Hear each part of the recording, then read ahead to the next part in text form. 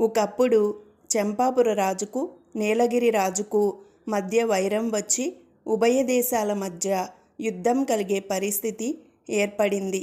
నీలగిరి రాజు యుద్ధయత్నాలు చేస్తున్నట్టు వేగుల వాళ్ళ ద్వారా తెలుసుకొని చంపాపుర రాజు తాను కూడా యుద్ధయత్నాలు చేస్తూ శత్రు గూఢాచారులు తన రాజ్యంలో సంచరించకుండా తన గూఢాచారులను నియోగించాడు.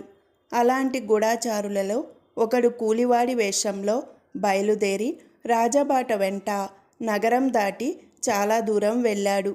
కొంతసేపటికి వాడి చెప్పు తెగిపోయింది. ఇప్పుడేమి చేయటమా అని వాడు అటూ ఇటూ చూచేంతలో అదృష్టవశాన దగ్గరలోనే ఒక చెట్టు కింద చెప్పులు కుట్టేవాడొకడు కనిపించాడు. గూఢాచారి తన తెగిన చెప్పును వాడికిచ్చి, అవసరమైన పని మీద పోతున్నాను, త్వరగా చెప్పు కుట్టి ఇవ్వు అన్నాడు. చెప్పులు కుట్టేవాడు గూఢాచారి చెప్పును బాగు చేస్తుండగా దారిన పోయేవాడొకడు చూసి ఆగి, ఏం తాత, ఇక్కడ ముళ్లకు కంచెలు కడుతున్నావా? కాళ్లకు కాలం తీరిన జాడలేమైనా తెలిసాయా అని అడిగాడు. తెలియకేం, 3 జాముల కింద 2 కాళ్లతో 3 వెళ్ళారు. సూర్యుడు పీల్చేది పీల్చి 3 చచ్చారు. 3 ఏళ్ల కింద చచ్చినవాడు 3 కాల్చాడు అన్నాడు చెప్పులు కుట్టేవాడు పెద్దగా నవ్వుతూ. అంటే శక్తి చాలునన్నమాటే అన్నాడు దారేపోయేవాడు. కొల్లా, రేపు దొరికే కాళ్ళ కోసం సముద్రం బిడ్డలెదురు చూస్తున్నారు. భూమి కడుపు నిండుతుందిలే అన్నాడు చెప్పులు కుట్టేవాడు. దారేపోయేవాడు వెళ్ళబోతుండగా గూఢాచారి కత్తి తీసి వాణ్ణి నిలవేసి పెడరెక్కలు విరిచి కట్టాడు. చెప్పులు కుట్టేవాడు విరగబడి నవ్వుతూ గూఢాచారితో, వాడో పిచ్చివాడు, అర్థం లేని వాగుడు వాగుతాడు, వాణ్ణి పట్టుకున్నావేమిటి అన్నాడు. మరుక్షణం గూఢాచారి చెప్పులు కుట్టేవాడి మీద పడి వాణ్ణి కూడా పెడరెక్కలు విరిచికట్టి ఇద్దరినీ రాజసభకు లాక్కుపోయి, మహారాజా, వీళ్ళిద్దరూ శత్రు గూఢాచారులు, మహా తెలివైన ఘటాల్లా కనిపిస్తున్నారు, వీళ్ళని విచారించి తగిన విధంగా శిక్షించండి అన్నాడు.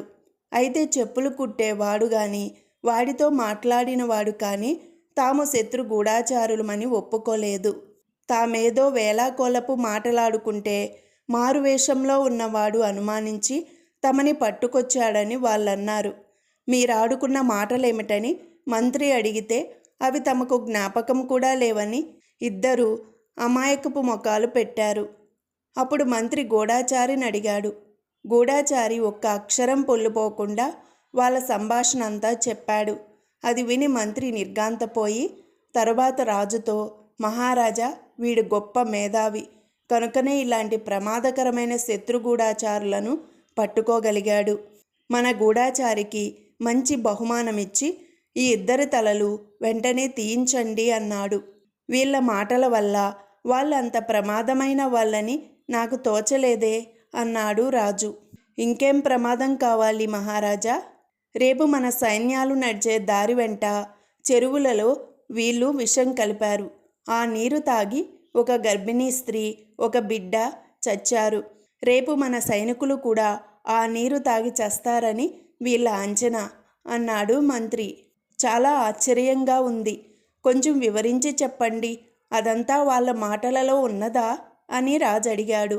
లేకపోవటమేమిటి, ముళ్లకు కంచెలు కట్టడం అంటే చెప్పులు కుట్టటం.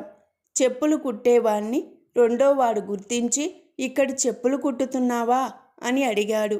వాడి అసలు వృత్తి చెప్పులు కుట్టడం కాదన్నమాట.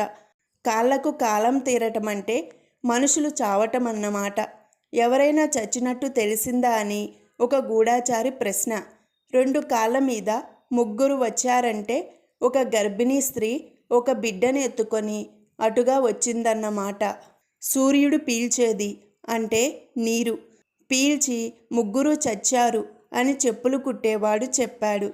3 ఏళ్ల క్రితం పడిపోయిన చెట్టు కట్టెలతో వారిని దహనం కూడా చేశారట. శక్తి చాలునంటే నీటిలో కలిపిన విషం చాలునన్నమాట. రేపు దొరికే కాళ్ళ కోసం సముద్రం బిడ్డలు ఎదురు చూస్తున్నారంటే రేపు మన సైనికులను చంపడానికి చెరువులు, ఇతర జలాశయాలు సిద్ధంగా ఉన్నాయన్నమాట. అధిక సంఖ్యలో చచ్చిన సైనికులను పాతేస్తే భూమి కడుపు నిండకేం చేస్తుంది అని మంత్రి వివరించి చెప్పాడు.